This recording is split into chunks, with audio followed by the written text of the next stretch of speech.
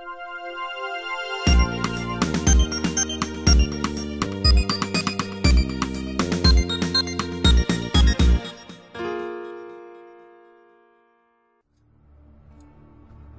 everyone, welcome to Borderlands 2. This is the 7th episode of our Let's Play. I'm Solon, and this is Rainy Day Let's Play. So, with this episode, we're going to take a step back from where we've come from in these last few episodes. We talked a lot about emergent gameplay. We brought in ideas of other ideas of Borderlands and where they come from. And with this episode, I want to add in a different dimension. I guess I really haven't introduced myself as the Let's Player, which seems like it'd be a pretty important thing if we're going to spend a lot of time together, which I hope we do. I'll miss you otherwise.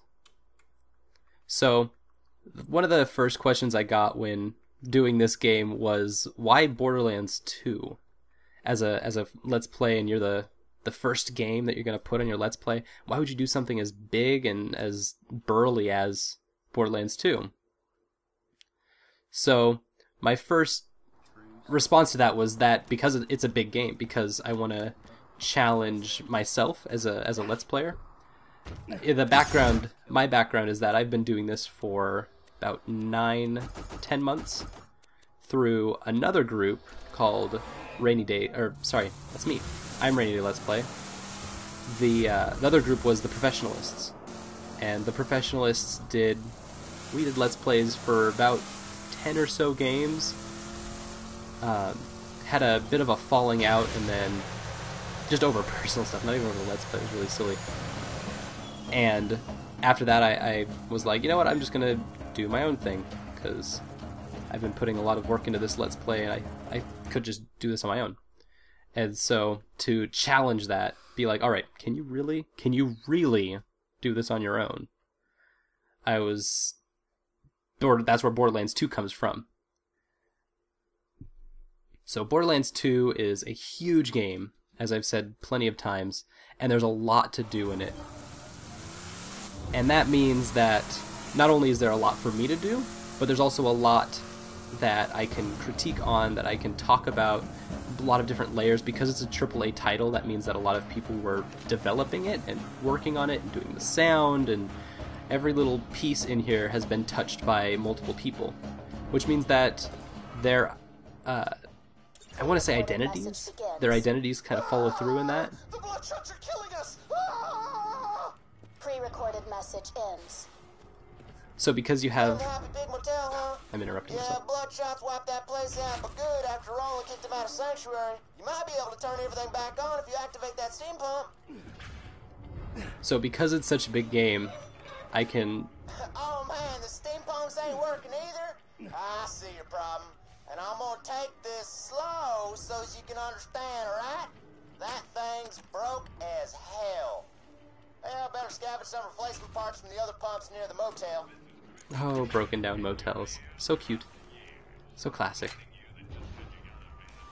Another part of Borderlands 2 is that the game is really consistent, and from the top-down perspective of the game as a whole, you're not doing a lot of different things. It's kind of the same motions over and over. It kind of becomes a ritual almost.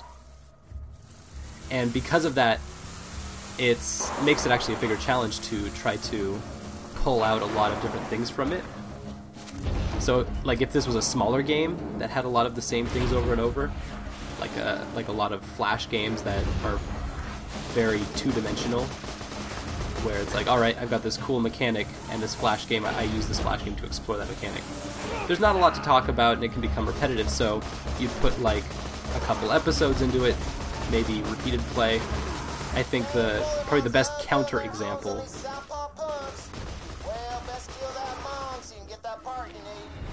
The best counter example to that would be Binding of Isaac run-throughs, where it's a very two-dimensional game, but because of how huge the scope of the mechanic itself is and how it's displayed, there's tons of different things you can do in there, and you can have hundreds of episodes. If you've seen any of Northern Lions stuff, that's essentially what he does. and he does it, and it's very cool that you can get so much out of one single game and record that. Man, those Gearbox are sure are the cats on forsaken roar, as we won't say around here. Go ahead and plug her in. Oh, Gearbox, talking about gearboxes. How very fourth wall.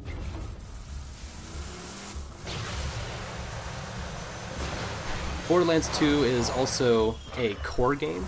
I use core in the air quotes kind of core. And it also has those core expectations. Way up at the tippy top of that bump. You have to climb your way up that thing like a snort-happy redhead on a slag bin if you want to get at it. We'll just say that he's just the simile king. He owns and runs all similes. Every simile in the entire world is scooters. So, it being a core game means it's very easy to... the expectations are very similar to what a lot of people identify as being the gaming experience. And that means that I can, as a critic of it, I can basically deconstruct what that means in a lot of ways. And that's what I'll be doing when I talk about the specific things that I don't like about Borderlands 2. And there's a lot of things. I bet you my remaining kidney, that pump right there, still got a working capacitor. Just flip open the vault case and grab that sucker up. Oh, that's not gonna work. Oh, it's empty. Damn, son. Looks like the Skags ate the hell out of that steam pump's capacitor. Better start popping Skags until one of them drops it. Alright.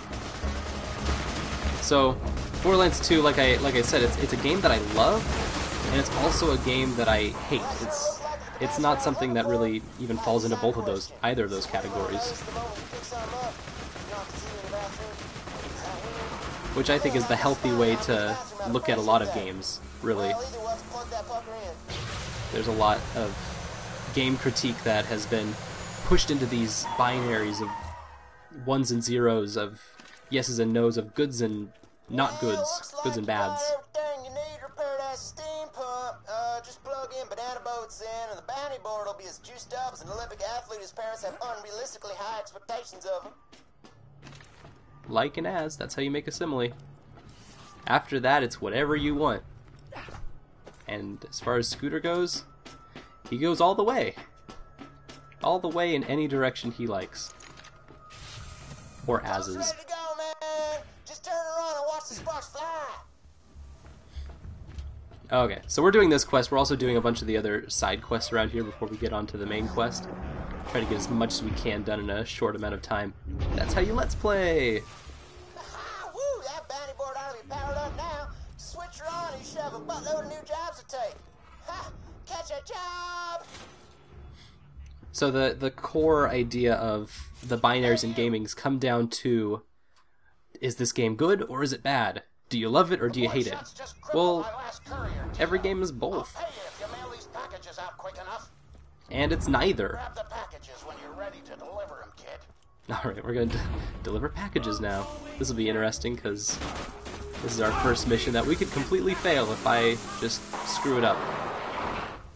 And it'll also depend on my driving skill. Which is none. None driving skill. I guess my final answer to why Borderlands 2, when it's a game that you don't like, but it's a game that you love so much and you're really close to it, and it's a really long and boring game. I guess the final thing is that it's also my first game, so what the hell else am I supposed to do? I need to test out all of my equipment and test my processes out, and those are things that are always changing. So, might as well work it out over the course of an entire playthrough of Borderlands 2. So, that's why we're playing this game. That's why we're Let's Playing it, as far as Borderlands 2 specific reasons. The bigger thing is that we have this Let's Play channel called Rainy Day Let's Play, which the origin story of Rainy Day Let's Play is that it started on a dark and stormy night.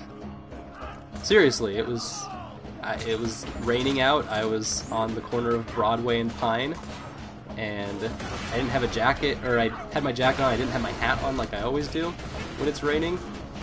And I was like, oh my god, when are these rainy days gonna end? And I was like, during this point where I was going through like 50 or so different Let's Play names, and my partner was just like, rainy day Let's Play, just do it. I'm like, fine. So my partner was absolutely sick of me giving them all of these names and going over them. And they were like, just leave me alone. You're calling it that, and that's final.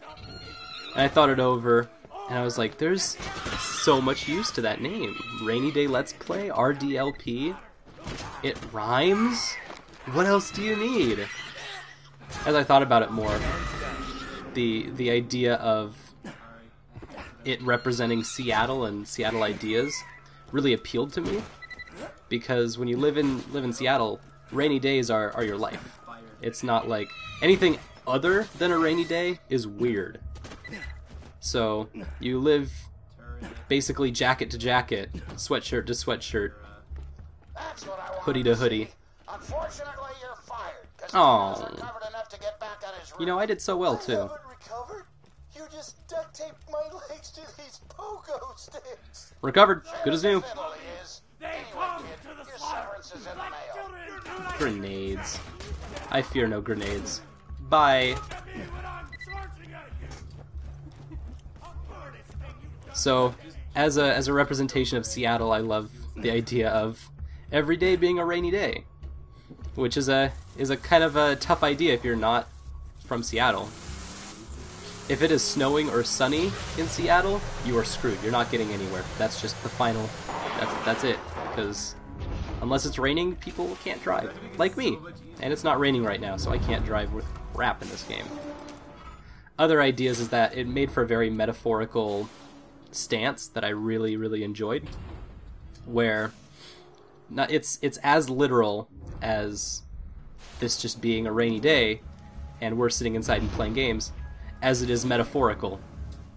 And it really represents my identity as a gamer, because we live in Seattle, rainy days means you're going to stay inside and play video games. You don't want to go out and do work that may or may not be more important.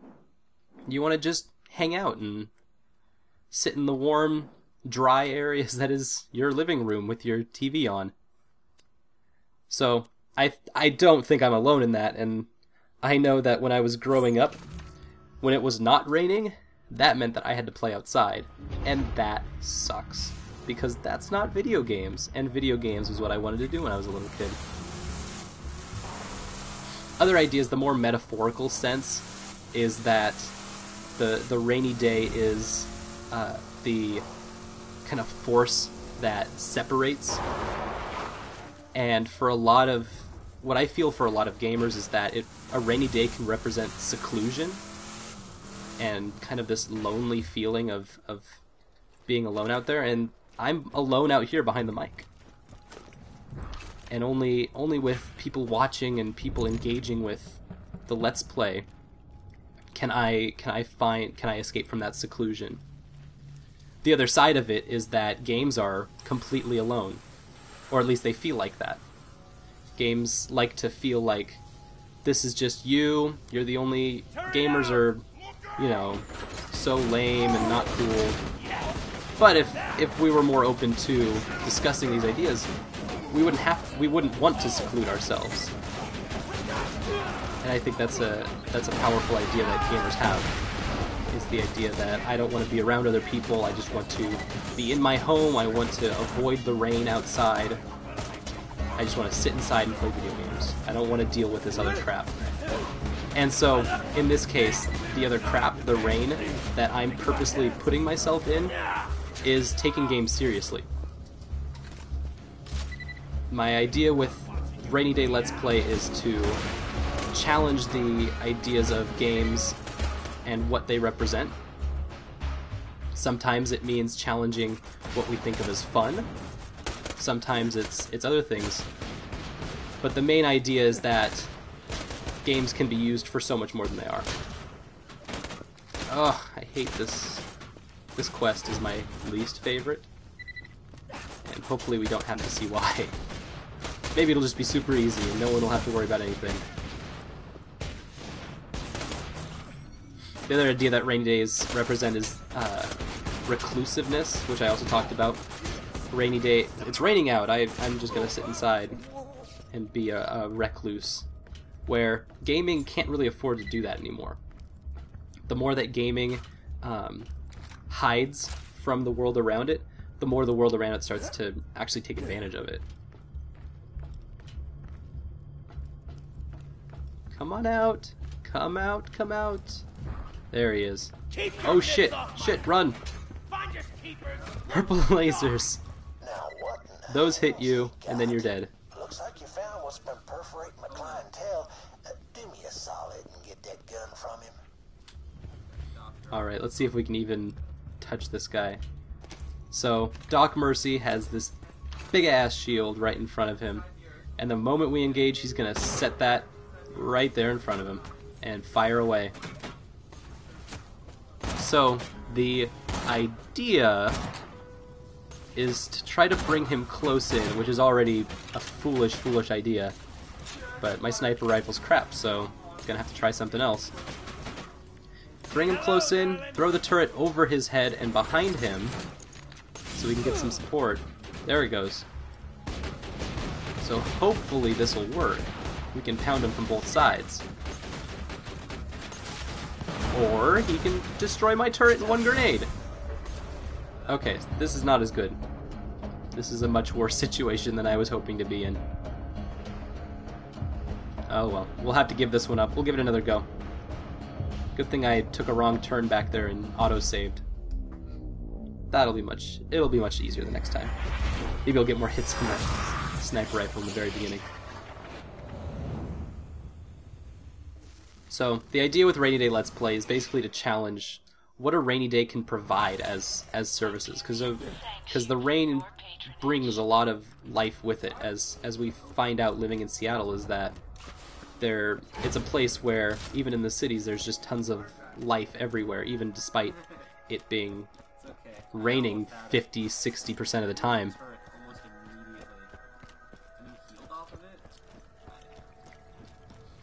And so, hopefully through serious and critical Let's Plays, we can actually provide a service, almost.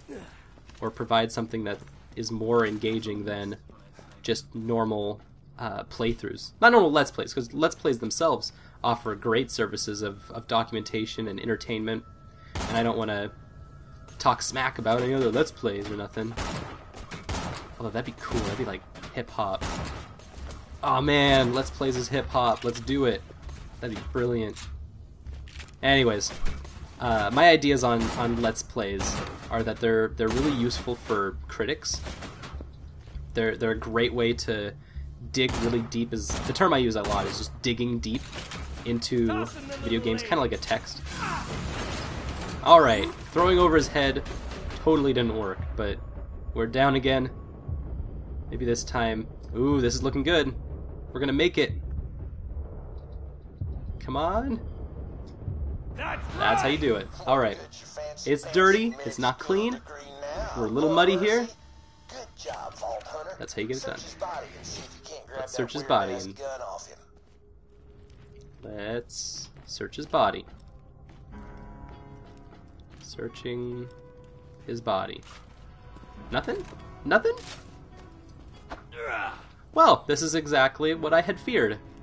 And this is everything that I had feared. So the game is glitched out, it's not letting me search his body. It's underground, apparently. I really have no idea. Alright, so game plan is just we'll leave, we'll pick it up later. Next episode. That'll be a next episode thing. Either way, he's dead, and we don't have to deal with him anymore. And that makes me happy. There'll be plenty of much harder things in this game, but the stupid guys with the shields being super tough, ugh, bleh. I'm just glad I'm a commando and can deal with it by splitting my personality. Jerk. Not even giving me my stuff. I killed you fair and square. Fair and square. So, I also use Let's Plays as a form of documentation, and it's what I did with The Professionalists as well. I think that's one of the best services, that having tons and tons of people doing Let's Plays over the same game, having all of these different forms can help document these games. Extra Credits just now, like this last week or 2 weeks ago, did an episode on preserving games, and I think Let's Play has been a great way to do that.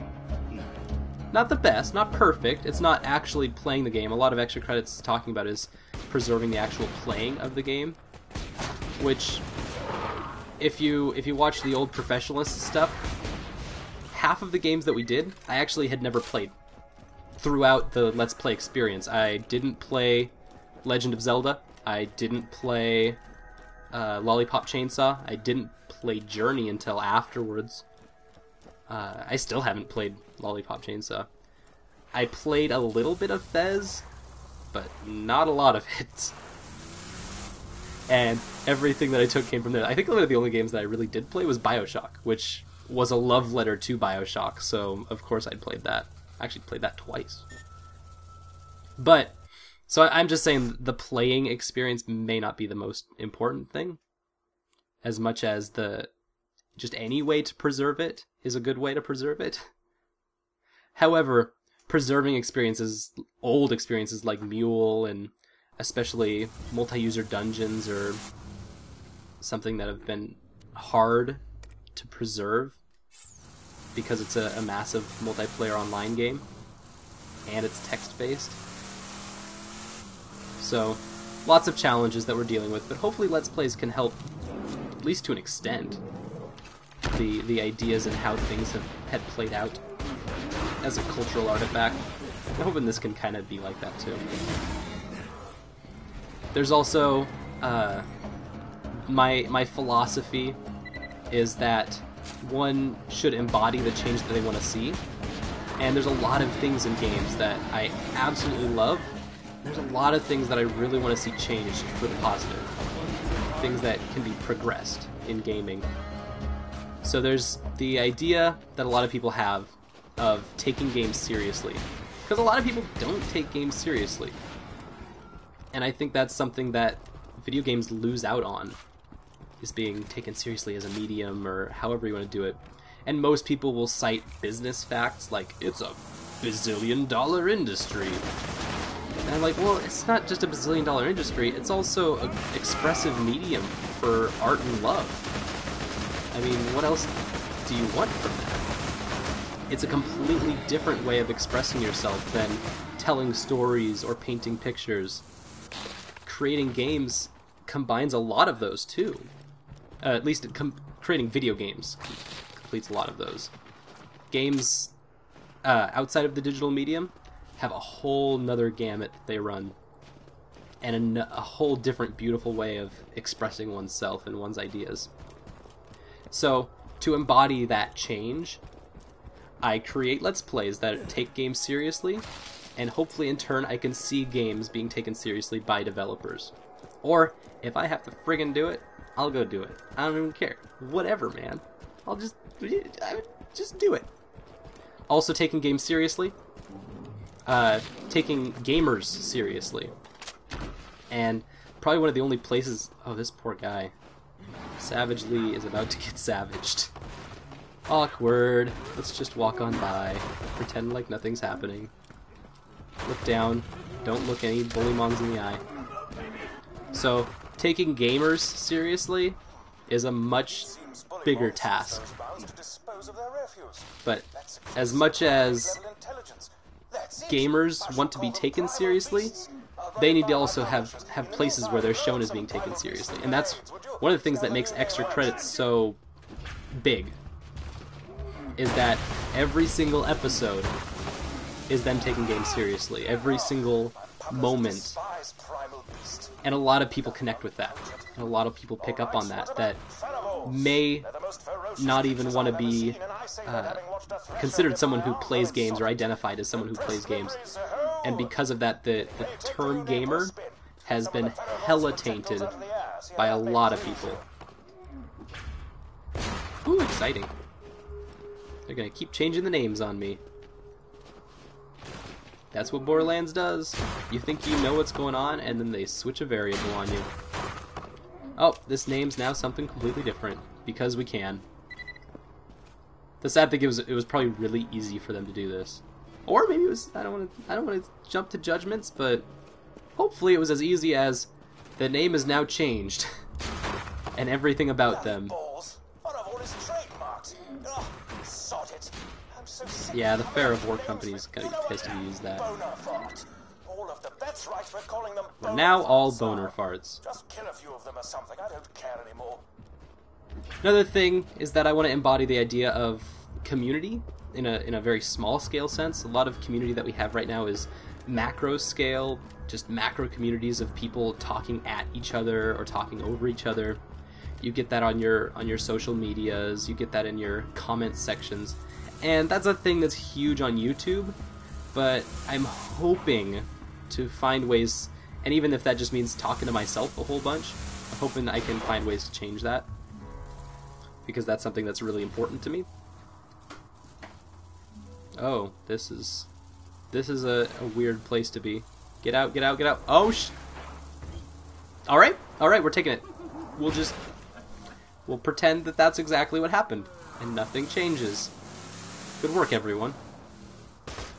Let's kill a couple more Bullymong and be on our way. I think one of my biggest things is that with Let's Plays, I'm taking them serious, and that means that I'm taking the fun away from a Let's Play, or I'm taking the fun out of video games. And I don't really see it like that, because games don't always have to be about fun. Games aren't always fun. This shooting while driving is fun. Driving in the game is not all that fun. It's like, oh, I gotta drive to the next spot so I can go have more fun somewhere else. And the idea of fun is one of those things that makes gamers seem simple. And the moment you seem simple as a community is the moment that stereotypes start, is the moment that markets will start exploiting you. And I'm worried that that's something that Borderlands represents. And that's what one of my biggest critiques against the game is, that it's so focused on fun that that's the only thing that it does. And I talked about that during the last 2 episodes when I was talking about some of the losses, the things that we lose because they don't, dig into them as deep as possible. Because they're focused. Whoa. Alright, flip that ninja. So, yeah. Anyways, there's only a couple minutes left of this episode, and so I want to kind of bring it back in talking about myself. I want to talk about who I am as a game critic, and who I am outside of that. So, oh, random turret throwing. Whoops. So, I'm Solon, I'm a game critic, I'm also a student. I'm also kind of a game designer, but not really. I've got things in the works, things I can't talk about, things that I can talk about, and a couple other things that I've put out. But they're, yeah, that special place of being a student game designer that is virtually everyone. It's like being a student writer. So, part of being a student means that I take a lot of tough classes, and specifically the classes I take are mostly liberal arts classes that challenge the big ideas of life. And so it's a place where, like, I've got one class that's about educational utopias and how to build that, and that's where my idea of embodying change comes from. Be what you want to see in the world is the exact same idea as building a utopia. You want your utopia to be what you see in the world. Well, actually, I guess that's all I have for this episode. I wish I had more time to talk, but we'll see you in the next episode. Thanks for hanging out, and thanks for letting me talk about Let's Plays. See ya.